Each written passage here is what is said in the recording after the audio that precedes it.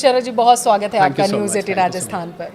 Sir, सबसे पहले तो मैं आपसे ये समझना चाहती हूँ और मेरे दर्शक ये जानना चाहते हैं कि अभी हम देख रहे हैं सोना और चांदी के दामों में बहुत ज़्यादा उतार चढ़ाव जो है वो देखने को मिल रहा है। सबसे पहला मेरा सवाल आपसे यही है कि आखिर ये जो उतार चढ़ाव है, जो दाम है सोने और चांदी के, खासकर के गोल्ड की अगर मैं बात करूँ, डिसाइड कैसे होता है आखिर मार्केट में? देखिए, पहले तो मैं दर्शक ये जानने में इंटरेस्टेड होंगे कि ये भाव उतार चढ़ाव क्यों हो रहा है और ये जियोपॉलिटिकल टेंशन्स के बावजूद सोना गिर क्यों रहा है। क्योंकि नॉर्मली माना जाता है जब जियोपॉलिटिकल टेंशन्स होते हैं तो सोना ऊपर जाना चाहिए। बिल्कुल। क्रूड ऑयल की कीमतें बढ़ गई हैं। क्रूड ऑयल की कीमत बढ़ने से जो डॉलर की डिमांड है, क्योंकि 60 से 70% क्रूड पल्लवी वो डॉलर में ट्रेड किया जाता है, और डॉलर की डिमांड बढ़ने से एक डॉलर इंडेक्स होता है। वो डॉलर इंडेक्स बढ़ने से अमेरिका में एक बॉन्ड यील्ड होती है, वो बॉन्ड यील्ड लगभग 4.5 के आसपास पहुंच गई। तो लोग क्या करते हैं वहाँ पर ऐसा करते हैं कि वो लोग सोने से पैसा निकाल कर बॉन्ड्स में लगा देते हैं। उनको लगता है फिक्स रिटर्न बेटर आ रहा है। तो पहले तो मैं कारण, तो इसलिए मुझे लग रहा है कि ये जो सोने की गिरावट है या सोने को पीक से नीचे आ गया, ये परमानेंट नहीं है। ये एक शॉर्ट टर्म इवेंट है, एक बीतती हुई घटना है जिसके कारण से सोना प्रेशर में। अब आपने जो सवाल पूछा उसके आते, क्योंकि ये एक सैद्धांतिक सवाल है कि सोने चांदी की कीमत तय कैसे की जाती है। मैं आपको 3 बड़े दुनिया के गोल्ड के यूँ कहूँ कि स्टॉकिस्ट का नाम बताता हूँ, जो लोग अपने पास बहुत बड़ी मात्रा में गोल्ड रखते हैं। उसमें पहला नाम UBS का है। ये स्विट्ज़रलैंड का एक बैंक है, एक फाइनेंशियल इंस्टीट्यूशन है। फाइनेंशियल इंस्टीट्यूशन भी है, बैंक भी है, और ये वेल्थ मैनेजर बहुत बड़े लेवल का है। दूसरा HSBC है। आप HSBC बैंक को जानते होंगे। बिल्कुल बिल्कुल। पर उसके पीछे SSBC UK में इसके हेडक्वार्टर्स हैं। और तीसरा एक बैंक है JP Morgan Chase। ये 3 बहुत बड़े प्लेयर्स हैं सोने के। तो क्या होता है, आज तक लोग सोने में ट्रेड करते हैं और लोग यही समझते हैं कि भाई सोने की कीमत डिमांड और सप्लाई पे तय की जाती है। क्योंकि जितनी मांग होती है, क्योंकि इसकी ऑनलाइन ट्रेडिंग भी होती है कमोडिटी मार्केट में, तो वहीं इसकी कीमत फिक्स। पर इसको फिक्स करने के लिए भी तो कोई एक बेस प्राइस चाहिए होता है ना, जहाँ से आप चलते हैं। तो आपको हैरानी होगी सुन के, और शायद न्यूज़ 18 रीजनल के राजस्थान के जितने भी फॉलोअर्स भी और सब्सक्राइबर्स हैं उनके लिए नई जानकारी होगी कि बाकायदा जब सोना का कोई बड़ा लेने वाला आता है तो इसकी बोली लगाई जाती है। कभी लोगों को, अगर सब्जी मंडी में आप जाएं, होलसेल मंडी में, तो वहाँ आप देखेंगे बड़े बड़े टोकरे रखे होते हैं, उसकी बोली लगती है, वहीं से वो कीमत तय होती है। टमाटर की, आलू की, प्याज की। आप कभी लोग मंडी में कभी ना कभी गए होंगे कि भाई कीमत कौन तय करता है। तो बाकायदा इसकी बोली लगती है, और बोली लगने के बाद जैसे जो खरीदने आया तो वो पूछते हैं आप कितने में देना चाहते हैं। जैसे उसने कहा 4400, उसने कहा 4450, तो परिस्थितियों को देख के बोली लगती है।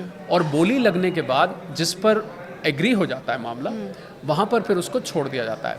उसके बाद से ही ये कमोडिटी मार्केट में वहीं से ट्रेड किया जाता है। यानी कि इसको हम बोलते हैं पल्लवी टेक्निकल भाषा में प्राइस डिस्कवरी। यानी कि ये कीमत की खोज कहाँ करी जाती है, ये कीमत खोजी कहाँ जाती है, उसके बाद फिर ये कमोडिटी मार्केट में लिस्ट होके और ये कीमत ऊपर नीचे डिमांड सप्लाई पर चलती रहती है। ये मुझे लग रहा है कि दर्शकों के लिए एक नई जानकारी है, क्योंकि हमेशा हम भी सोचते थे सोना खरीदने तो लोग जाते हैं, चांदी खरीदने जाते हैं, लेकिन हमेशा दिमाग में ही रहता था कि डिसाइड कौन करता है आखिर। लेकिन आप उन 3 बिग बुल का नाम बता दिया जो इस पूरे मार्केट को ऊपर नीचे करने का काम करते हैं। शरद जी, तो हम मान लें क्या कि सुरक्षित पनागार या सट्टेबाजी कह सकते हैं कि इस पर गोल्ड पे भी एक तरीके से की जाती है, अगर आम बोलचाल भाषा में अगर हम इसे समझने की कोशिश करें? बहुत बड़ी मात्रा में करी जाती है। छोटी मात्रा में नहीं, बहुत बड़ी। इनफैक्ट आपको हैरानी होगी कि ज़्यादा सोना जो खरीद बेच की जाती है वो सट्टेबाजी के माध्यम से होती है। और ये करी जाती है अमेरिका में, जो एक्सचेंज है कमोडिटी का, उसको कॉमेक्स कहते हैं। भारत में MCX है, मल्टी कमोडिटी एक्सचेंज। शंघाई में शंघाई कमोडिटी एक्सचेंज है। शंघाई गोल्ड सिल्वर का अब तो अलग उन्होंने डिवीजन बना दिया है। और लंदन में एक LBMA है, उसको लंदन बुलियन मार्केट एसोसिएशन वैसे कहते हैं। पर वो तो ये 3-4 दुनिया में बड़े बड़े हब्स हैं पल्लवी, जहाँ पर बहुत बड़ी मात्रा में सट्टेबाजी की जाती है। और आपकी इजाज़त हो तो कैसे होती है सट्टेबाजी, मैं बहुत संक्षेप में बता दूं। बिल्कुल। तो देखिए क्या होता है कि अगर मुझे भारत में लेता हूं, क्योंकि लोग भारत से ज़्यादा आसान तरीके से समझ पाएंगे। तो अगर 1 किलो सोना आज की तारीख में, आज के जो रेट कल क्लोज हुए हैं, क्योंकि शनिवार एतवार है तो मार्केट बंद होती है, लगभग 1,40,00,000 और 1,45,00,000 रुपए किलो है। अब क्योंकि किलो लेना तो हर किसी के बस की है नहीं, तो वो क्या करते हैं, इसको 10 हिस्से में बांट देते हैं, 100-100 ग्राम के टुकड़ों में, और उसको कहा जाता है गोल्ड मिनी।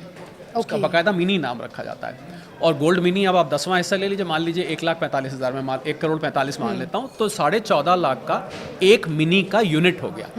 अब कमोडिटी एक्सचेंज क्या करता है, मैं भारत का उदाहरण देकर समझा रहा हूँ, सभी जगह ऐसे ही होता है। वो क्या कहता है आपसे कि आप 10% मार्जिन जमा करा दीजिए, यानी कि 14.5 लाख रुपए का मैंने 10% मार्जिन दिया एक मिनी खरीदने के लिए, तो मैंने 1,45,000 रुपए देकर और मैंने 100 ग्राम सोने के खरीदने का एक कॉन्ट्रैक्ट ले लिया। यानी कि 14.5 लाख का कॉन्ट्रैक्ट मैंने 1,45,000, अगर 10% मार्जिन है तो ठीक है। 1,45,000 जमा करके ले लिया। और आज हम मान लीजिए उदाहरण के तौर पर बैठे हैं 28 मार्च में, और मुझे पता लगा कि इसके अगले महीने की 28 अप्रैल की एक्सपायरी की डेट है। ये डेट मैं काल्पनिक ले रहा हूँ, इसको एक्चुअल ना समझे, ये उदाहरण के तौर पर हम उदाहरण समझा के रहे तौर हैं। पे। जी। तो अब क्या होगा कि मेरे पास 100 ग्राम सोना 1,45,000 रुपए मात्र देके वो एक महीने तक के लिए आ गया है। आया है, मेरी जेब में नहीं आया, मेरे गले में नहीं आया, मेरे कानों में नहीं आया, मेरे कंगन नहीं आया, मेरा कुछ नहीं आया, सिर्फ एक पेपर कॉन्ट्रैक्ट आ गया है। अब क्या होता है कि अगर उस कॉन्ट्रैक्ट तक, पल्लवी आप ध्यान दीजिएगा, ये यहीं से सारा खेल शुरू होता है। अगर उस कॉन्ट्रैक्ट तक कीमत बढ़कर मान लीजिए 1.5 करोड़ हो गई 1 किलो की, तो अगर 1 किलो की 1.5 करोड़ हुई तो 100 ग्राम की 15 लाख हो गई, और 100 ग्राम की 15 लाख हुई, और मेरा कॉन्ट्रैक्ट एक्सपायरी की 28 अप्रैल डेट आ गई। जी। तो अब मैं क्या करूँगा कि मुझे मेरा मार्जिन जो मैंने दिया था 1,45,000 का, उसमें 1.5 लाख मुझे उसकी जगह वापस मिल जाएगा, यानी कि मुझे 50,000 रुपये का उसमें फ़ायदा हो जाएगा। आप समझ रहे हैं कैसे कैसे ये सारा। और अगर बीच में ही मुझे लगता है 1 महीना पूरा होने से पहले कि कीमत चढ़ गई है, तो मैं उस कॉन्ट्रैक्ट को बीच में ही काट के बाहर खत्म निकल कर सकते हैं। बाहर निकल सकता हूं। ओके। आप समझ रहे हैं। तो आपको बजाय 1,45,000 के आपको 1.5 लाख रुपए मिल गए सीधा सीधा, क्योंकि उसकी कीमत 1.5 करोड़ हो चुकी थी। इसी प्रकार अगर घाटा हो जाता है, मान लीजिए गिर के वो 1,40,00,000 आ गया, तो फिर मिनी हो गया 14 लाख का, मेरा मार्जिन रह गया, मेरा मार्जिन तो 1,45,000 मैंने दिया हुआ है, फिर मुझे कट के मात्र 1,40,000 मिलेगा, मेरा वो बाकी का हिस्सा कट जाएगा। तो इस प्रकार से हजारों के हिसाब से, आप मानेंगे नहीं, सैकड़ों टन सोना खरीदा बेचा जाता है, ना एक्चुअली दिया जाता है, ना एक्चुअली लिया जाता है, सिर्फ वो कॉन्ट्रैक्ट। इसी को डेरिवेटिव ट्रेडिंग कहते हैं, इसी को कमोडिटी का वायदा बाजार कहते हैं, इसी को सट्टेबाजी भी कहते हैं। आपने वायदा बाजार का जिक्र किया। वायदा बाजार में गोल्ड की अगर हम बात करें तो ये ट्रेड कैसे करता है, इसको थोड़ा सा अगर आप हमारे दर्शकों के लिए और थोड़ा सा डिकोड कर सकें। यही वायदा बाजार है पल्लवी, जो मैंने बताया। यानी कि आप जब मार्जिन दे के आप कमोडिटी एक्सचेंज में एक कॉन्ट्रैक्ट ले लेते हैं अगले महीने का, और उस कॉन्ट्रैक्ट को आप या तो एक्सपायरी से पहले काट देते हैं, या आप एक्सपायरी वाले दिन काटते हैं। इसी को वायदा बाजार कहते हैं। वायदे का क्या मतलब है, देखिए यहाँ पर वायदे का मतलब यह है कि मैं, अब हमने जो उदाहरण लिया, 28 अप्रैल को वायदा करता हूँ कि मैंने अभी 10% मार्जिन दिया है, मैं 28 अप्रैल को बाकी का सारा पैसा दे के उठा लूँगा। एक वायदा किया हुआ है आपने, इसको वायदा कहते हैं। ठीक है। पर आप उस वायदे को, आपके पास ऑप्शन होती है कि आप पहले भी कट के बाहर आ सकते हैं, या 28 अप्रैल को आप चाहें तो। इसीलिए पल्लवी, जो कमोडिटी एक्सचेंजेस होते हैं, उनको अपने पास कुछ सोना वेयर हाउस में रखना पड़ता है, क्योंकि मान लीजिए 28 अप्रैल को मैं ये कहता हूँ कि भाई मुझे तो ये काटना नहीं है, मुझे आप डिलीवरी दे दीजिए, सब लोग नहीं लेते हैं। तो कुछ परसेंटेज सभी कमोडिटी एक्सचेंजेस अपने वेयर हाउस में रखते हैं कि बाई चांस वो जो ट्रेडर है वो मांग लेता है हमसे कि लाओ दे दो, मुझे स्क्वायर अप नहीं करना है, तो उसको उनको फिर देना पड़ता है। तो इसलिए कमोडिटी एक्सचेंजेस अपने पास स्टॉक भी रखते हैं। क्या अगर इसको हम दर्शकों को और समझाने की कोशिश करें तो क्या इसका असर जो है वो प्राइस पर भी पड़ता है, खास करके अगर छोटे व्यापारी जो होते हैं उन पर इसका कुछ ज़बरदस्त तरीके से पड़ता है। बल्कि आपको मैं एक बहुत इंटरेस्टिंग आंकड़ा बताऊं जो मैंने आज तक कहीं शेयर नहीं किया है, कि अगर अभी फ्राइडे को जब प्राइस क्लोज हुई अमेरिका में, लगभग $4,400-4,500, $4,192 क्लोज हुई है। मैं डॉलर इसलिए बोल रहा हूँ क्योंकि प्राइस डिस्कवरी वहीं से होती है। आप 10 ग्राम में इसको, आप सबको पता लग गया है कि 10 ग्राम में कैसे कब कैसे कन्वर्ट हुआ, पर आउंस में होता है। $5600 ये हाई पे गया था, $4,400 पे इस समय खड़ा हुआ है। तो क्या तरीका है निकालने का, जो हाईएस्ट प्राइस है और जो लोएस्ट प्राइस है, उसके जो बीच की प्राइस होती है, उसको आप कहीं उसकी एक्चुअल प्राइस मान सकते हैं। यानी कि जब 5600 था तो $600 के ऊपर के सटोरिये थे। अब जब $4,192 थे, $600 नीचे के सटोरिये हैं। आप समझ रहे हैं। तो इस तरीके से होता है। बहुत थोड़ा सा टेक्निकल है, पर इसको आप अगर ध्यान से सुनेंगे तो आपको समझ में आ जाएगा कि कितनी बड़ी मात्रा में सट्टेबाजी करी जाती है। और सट्टेबाजी के माध्यम से कीमत, बल्कि आपको मैं ये भी बताना चाहूँगा कि जो सराफा बाज़ार वगैरह के जहाँ जो लोग ज्वेलरी बनाते हैं, वो लोग परेशान रहते हैं कि यार हम जो सोने की कीमत पे उठाते हैं MCX पर, कमोडिटी मार्केट में, तो कहीं की कहीं भागने लगती है, क्योंकि वो जैसे ही गाहक आके बैठता है वो ग्राहक पूछता, आप भी जाएं ज्वेलरी हाँ, पूछते हैं ना भाई आज बिल्कुल, क्या भाव है, बिल्कुल, बिल्कुल। तो आपको कहते हैं साहब आज 1,42,000 रुपये 10 ग्राम है। हाँ। जितनी देर में ग्राहक बैठ के पसंद कर रहा होता है, हाँ। कभी कभी इतनी देर में वो 1.5 लाख भाग प्राइस, जाती है। हाँ बिल्कुल हाइक हो तो जाते हैं। वो अब होता क्या है कि सराफा बाजार में एकदम से उनका ग्रुप बना हुआ है, उसमें खबर आती है कि 1.5 लाख हो गई। अब ग्राहक को आप बोल चुके हैं कि तो 1,42 था, एकदम से उसकी कीमत बदल जाती है, तो सराफा बाजार वालों को बहुत बड़ी ये शिकायत रहती है कमोडिटी एक्सचेंज से कि भैया ये कीमत कहीं एक जगह टिको, पर कमोडिटी एक्सचेंज पे कीमत टिक नहीं सकती, क्योंकि जैसे जैसे खरीद और बेच के कॉन्ट्रैक्ट्स आते हैं उस हिसाब से कीमत ऊपर नीचे भागती रहती है, और बहुत तेज़, जितनी ज़्यादा वॉल्यूम होगी पल्लवी उतनी तेज़ इसकी प्राइस में मूवमेंट दिखाई देगी। मुझे लग रहा है अब ये चीज़ बिल्कुल क्लियर मेरे दर्शकों को हो गई होगी, क्योंकि मैंने अमूमन ये चीज़ देखी है शरद जी, बहुत जगह पर जब लोग सोना चांदी लेने के लिए जाते हैं तो वहाँ पे क्या होता है कि वो बैठे ही होते हैं जैसे आपने बताया, और तुरंत पता चलता। और ज़्यादातर मैंने देखा है कि ज्वेलर्स यही बोलते हैं कि अरे यार हमें नुकसान हो गया यहाँ पर, ये चीज़ देखिए अभी प्राइस बढ़ गया, अभी मैंने कल इतने में ख़रीदा था अभी इतने में हो गया तो मुझे नुकसान हो गया है। अब मुझे लग रहा है दर्शक इसे बेहतर तरीके से समझेंगे। जनरली नुकसान जब होता है, क्षमा करें आपको टोक रहा नहीं हूं, नहीं बिल्कुल बिल्कुल, कि अगर कीमत वहाँ से बढ़ जाए, क्योंकि अगर वहाँ से घट जाती है तो ग्राहक को तो वो ज़्यादा बता चुके हैं, तो ग्राहक से तो वही लेंगे, पर अगर बढ़ जाती है तो उनको एक नुकसान, क्या मैं इसको कहूँगा, उनकी एक अपॉर्चुनिटी कॉस्ट होती है। उनको लगता है कि हम इतना बोल सकते थे, वो हमसे मिस हो गई। ओके, अच्छा शरद जी, जब भी अभी हम देख रहे हैं क्योंकि अंतर्राष्ट्रीय मंचों पर इस तरीके से युद्ध के हालात जो बने हुए हैं, ज़्यादातर देखा जाता है लोग शेयर मार्केट से अपना पैसा निकालकर गोल्ड में इन्वेस्ट करने लगते हैं। ये इसके पीछे आखिर वजह क्या है, ज़रा इसे आप बताइए। देखिए, ये तो मुनाफा, जहाँ पर मुनाफा दिखा वहाँ चल दिए, इसको आप ऐसे समझिए। उल्टा भी हो चुका है, गोल्ड से निकाल कर आपको एक नई अभी खबर आई है मेरे पास, थोड़ी देर पहले मुझे मालूम पड़ा कि रशिया की हालत इस समय, आर्थिक हालत बहुत अच्छी नहीं है, क्योंकि 4 साल से ज़्यादा तो युद्ध चल रहा है, बिल्कुल, यूक्रेन ऐसा के तो साथ, युद्ध में लगता है। तो ऐसा मुझे मालूम पड़ा है कि $150 बिलियन का गोल्ड रशिया बेचने वाला है बहुत जल्दी। तो क्या होता है, आपको जब पैसा चाहिए और आपको लगता है कोई और एसेट आपको ज़्यादा मुनाफा दे रहा है, पर इस वक्त तो अब आज जब हम बात कर रहे हैं पल्लवी, तो शेयर मार्केट भी पिटी हुई है और गोल्ड की मार्केट भी कोई बहुत अच्छा नहीं कर रही है, तो इस वक्त आपको ये स्विच नहीं दिखेगा।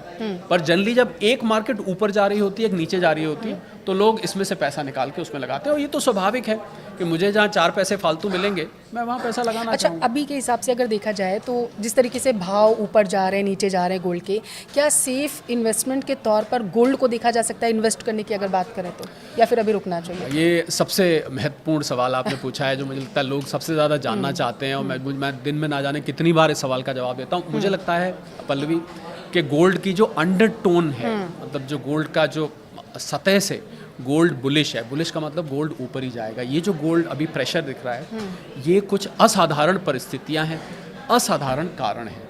पर अगर आप 2 से 5 साल तक गोल्ड को रखते हैं अपने पास, पर देखिए, निवेश की सलाह तो आपको अपने फाइनेंशियल एडवाइजर से पूछ के ही लेनी चाहिए, ये मैं एक डिस्क्लेमर देना चाहता हूँ। पर मुझे ऐसा लगता है कि अगर आप थोड़ा थोड़ा करके लें, एक तो लोग गलती क्या करते हैं पल्लवी, एक साथ सारा पैसा लगा देते हैं, एक तो ये गलती नहीं करनी चाहिए। दूसरा, इसको लंबे वक्त तक रखना चाहिए, और मैं एक बात हमेशा बोलता हूँ, मैं उसको आपकी इजाज़त से दोहराना चाहूँगा। लोग क्या करते हैं, दिन में 3-3 बार गोल्ड की प्राइस अपने मोबाइल पर चेक करते हैं। वो नहीं करना चाहिए, क्योंकि अगर आपने लंबे वक्त के लिए लिया है तो फिर आप दिन में 3 बार प्राइस क्यों चेक कर रहे हैं?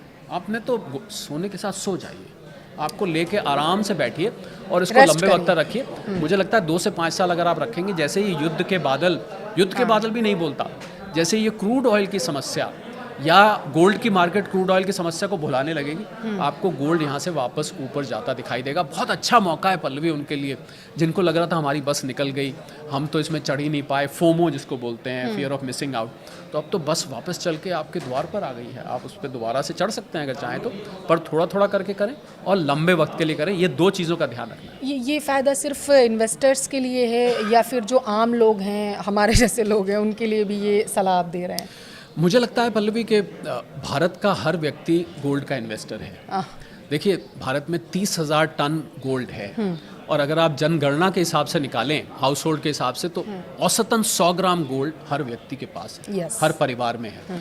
तो इस हिसाब से तो हर परिवार ही निवेशक हो गया। और मैं आपको सच बात बताऊं, आपने जो कहा कि जैसे मेरे जैसे लोग हैं, तो जो महिलाएं थी, जो लड़कियां थी, जो हाउस होल्ड थे, जिनके पास एक अंगूठी थी, एक चेन थी, या किसी के पास कोई 2 कंगन पड़े थे वगैरह वगैरह, जो आपने वैसे ही रखे हुए थे, सडनली आपको पता लगा जब ये $5600 $1,80,000 पहुंच गया हाँ, महंगा था, हो उनको सडनली पता लगा अरे मेरे ये 40 ग्राम के कंगन तो आज 7,20,000 रुपए के हो गए।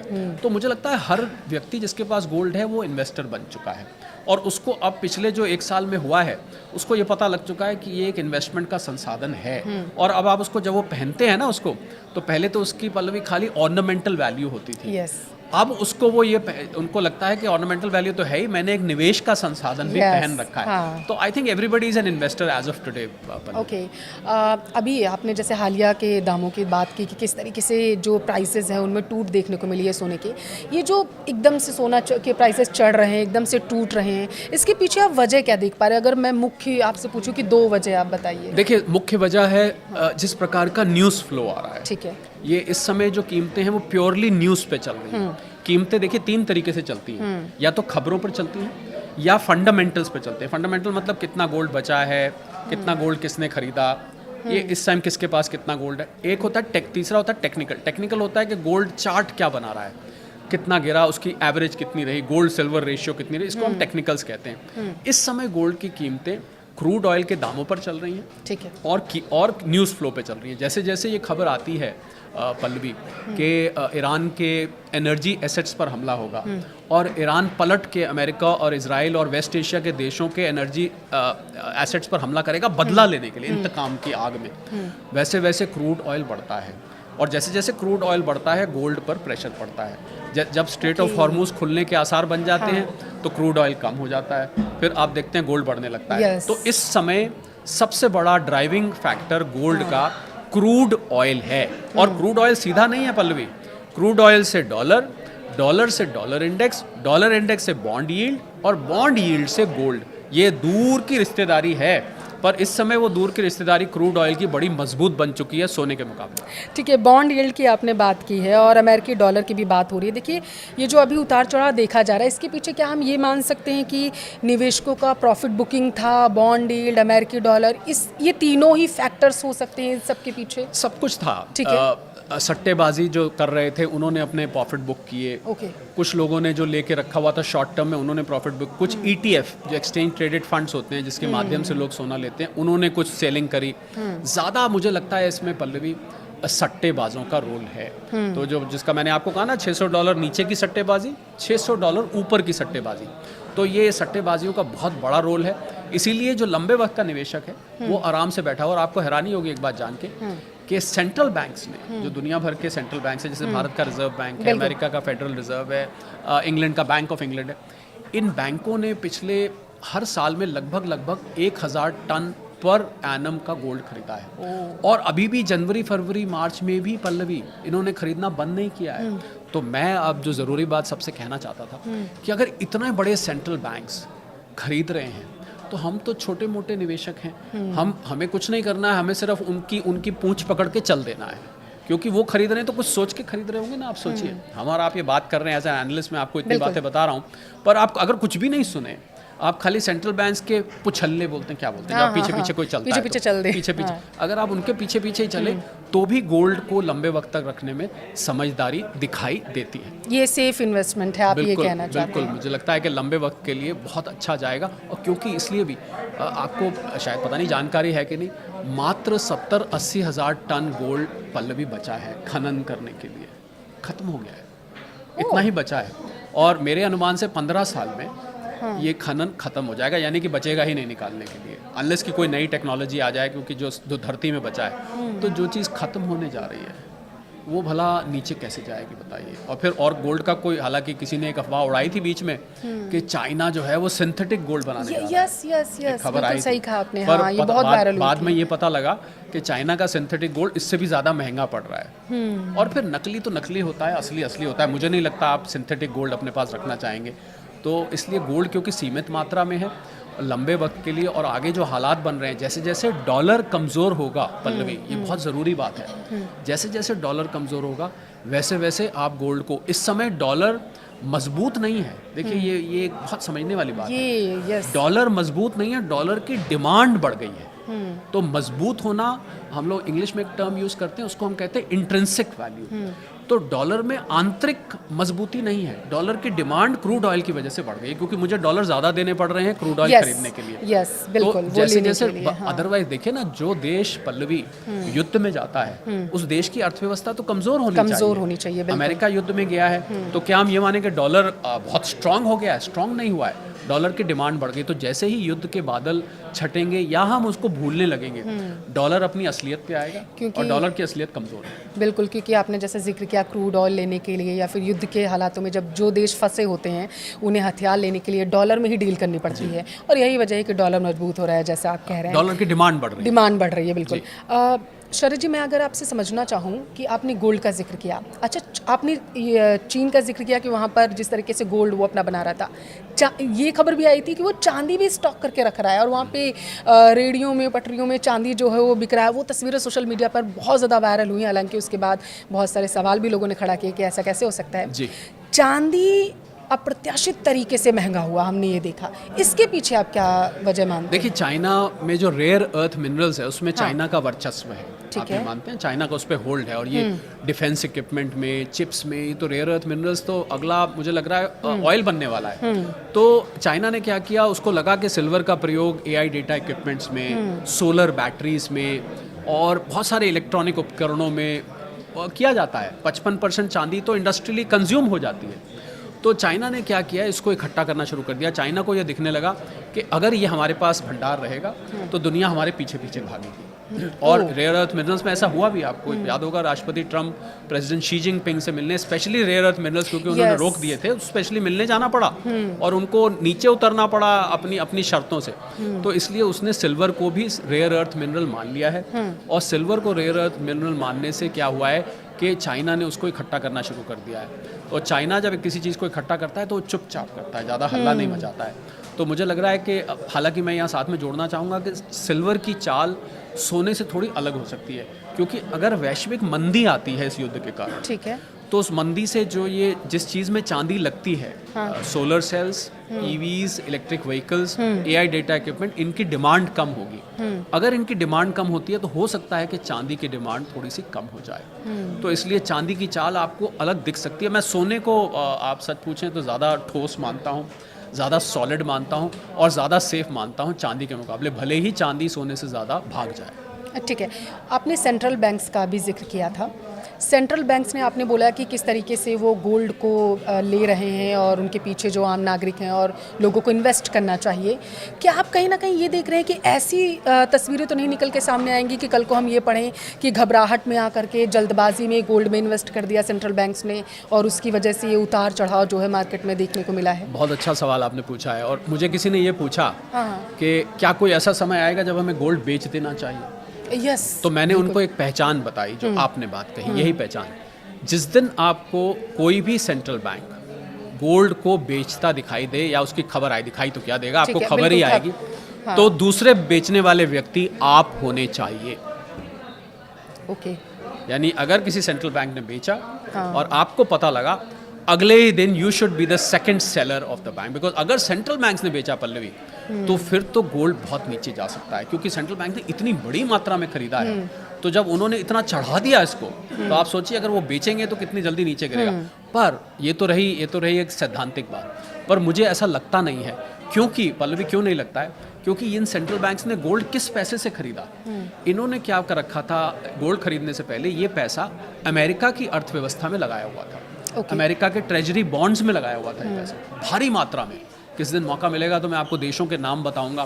किसी ने $200 बिलियन, किसी ने $400 बिलियन, किसी ने $500 बिलियन, इतनी भारी मात्रा में, क्योंकि अमेरिकी बॉन्ड्स को बहुत सेफ समझा जाता था। यस। और जब से ट्रम्प साहब आए तो विश्वास तो सबका हिल गया। तो इन्होंने वो पैसा वहाँ से बॉन्ड्स में से निकाल के, इनको डॉलर पे भरोसा ही उठ गया, तो इन्होंने वो पैसा निकाल के गोल्ड में लगाया है। तो और कोई तीसरी जगह आप सच पूछें, क्योंकि मैं इन्वेस्टमेंट्स को बहुत क्लोजली फॉलो करता हूँ, कोई तीसरी जगह लगाने के लिए है भी नहीं, आप सच पूछें तो मुझे लग रहा है कि अभी ये बेचने वाले हैं नहीं। परंतु अगर ये बेचेंगे तो आप वो दूसरे व्यक्ति होने चाहिए, यानी कि पहला व्यक्ति सेंट्रल बैंक, दूसरे व्यक्ति आप होने चाहिए जो इसको बेच दें उस टाइम। अच्छा, विदेशी संस्थापक जो निवेशक होते हैं अक्सर संकट के समय में पैसा निकालने की कोशिश करते हैं, और ख़ास करके अगर भारत की बात करें, क्या आपको लगता है कि भारत में डॉलर और ज़्यादा मजबूत होगा आगे चल करके? ऐसा लग रहा है आपको? देखिए, भारतीय रुपए के अगेंस्ट आज जब हम बात कर रहे हैं तो कल ट्रेडिंग में 95 रुपये छू आया, ठीक है, $1। तो इसकी कारण है कि विदेशी संस्थागत निवेशक स्टॉक मार्केट से लगातार पैसा निकाल रहे हैं। 7-8 हज़ार करोड़ रुपया रोज का एक नया नॉर्मल बन गया है, क्योंकि युद्ध की परिस्थिति है, अनिश्चितता से भरा माहौल है। हाँ। तो ऐसे में आप दूर दराज जब आपने पैसा लगाया तो शेयर मार्केट को एक रिस्की इन्वेस्टमेंट माना जाता है, तो लोग वहाँ से पैसा निकाल रहे हैं। अगर ये लगातार निकालते रहे तो रुपए पे प्रेशर बना रहेगा, इसमें कोई दो राय नहीं है। और इसका रिजल्ट ये होगा पल्लवी कि हमारे इंपोर्ट्स महंगे होंगे, हमें तेल और महंगा मिलने लग जाएगा, जितनी भी चीज़ें हम आयात करते हैं भारत में वो सारी चीज़ें महंगी होनी शुरू हो जाएंगी। तो इसका असर अर्थव्यवस्था पे अच्छा नहीं होगा। सिर्फ एक वर्ग को फ़ायदा होता है रुपए के कमज़ोर होने का, वो है एक्सपोर्टर्स, जो यहाँ से एक्सपोर्ट करते हैं क्योंकि उनकी वसूली ज़्यादा हो जाती है। बाकी लगभग सब वर्गों को इसका नुकसान होता है। तो जी हाँ, अगर FIIs लगातार निकालते रहे तो बिल्कुल आपको रुपए पे प्रेशर, आप देख रहे हैं रोज़ाना क्या हाल हो रहा है, तो हमें डबल नुकसान होता है। एक तरफ हमारे लिए तेल महंगा हो रहा है, दूसरी तरफ हमारे लिए डॉलर महंगा हो रहा है। तो आप देख रहे हैं हमारे लिए एक तो तेल, पहले अंतर्राष्ट्रीय बाजार में कीमतें बढ़ी हुई हैं, डॉलर रुपए के गिरने से हमें और ज़्यादा उसके पैसे देने पड़ते हैं। इसका असर कितना लंबा हमें झेलना पड़ सकता है? जिस तरीके से डॉलर मजबूत हो रहा है, जैसा आप जिक्र कर रहे हैं, कच्चे तेल की कीमतें मैं फिर करेक्ट करना जा चाहूँगा, रही हैं। डॉलर मजबूत नहीं हो रहा, डॉलर की डिमांड बढ़ रही है। डिमांड माफ जी, करिएगा, डिमांड जी। वो लगातार, क्योंकि ऑब्वियस सी बात है डिमांड जी, में है अभी जी, डॉलर, तो जी। उसी से आयात निर्यात जी, होता है। जी। तो ये जिस तरीके से डिमांड में है डॉलर और कच्चे तेल की कीमतें बढ़ रही हैं, रुपये पर कितना ज़्यादा दबाव आगे और देखने को मिल सकता है? देखिए, या दबता हुआ नजर आएगा? रुपए पे जब तक क्रूड ऑयल की कीमतें नीचे नहीं आती, मुझे लग रहा है पहली बात तो वहाँ रुपए पे दबाव रहेगा। ठीक है। और जब तक ये जो विदेशी मित्र हैं हमारे, जो विदेशी संस्थागत निवेशक, FIIs और FPIs इनको कहते हैं, जब तक ये शेयर मार्केट से पैसा निकालते रहेंगे तब तक आपको रुपया यहाँ से नीचे जाता देख रहा है। हालांकि मैं ये यहाँ जोड़ना चाहूँगा कि रिजर्व बैंक ऑफ इंडिया समय समय पर इसमें इंटरवीन करके क्या करता है, अब उसके जो विदेशी मुद्रा भंडार हैं उसमें से वो डॉलर बेच के उसकी प्राइस को स्टेबलाइज करने की कोशिश करता है। और अभी भी कर रहा होगा, वो आंकड़े हमारे सामने नहीं आते हैं, अगर नहीं कर रहा होता तो शायद इस समय 100 रुपये पहुँच गया होता। बिल्कुल। तो इसलिए रिजर्व बैंक को भी देखना पड़ता है कि हम डॉलर ज़्यादा बर्बाद ना कर दें, क्योंकि कल को ये इम्पोर्ट के लिए चाहिए होता है। तो इसलिए अभी रुपए पे प्रेशर मुझे लग रहा है कि बना रहेगा। इस युद्ध का शांत होना ज़रूरी है पल्लवी, स्ट्रेट ऑफ हॉर्मुज का खुलना ज़रूरी है, और शेयर मार्केट का थमना ज़रूरी है, वरना ये विदेशी संस्थागत निवेशक अगर लगातार बेचते रहेंगे तो मुझे लग रहा है जो अनिश्चितता की परिस्थिति है इसका सुधरना ज़रूरी है। अगर ये लोग बेचते रहेंगे तो रुपए पे आपको प्रेशर बना दिखाएगा।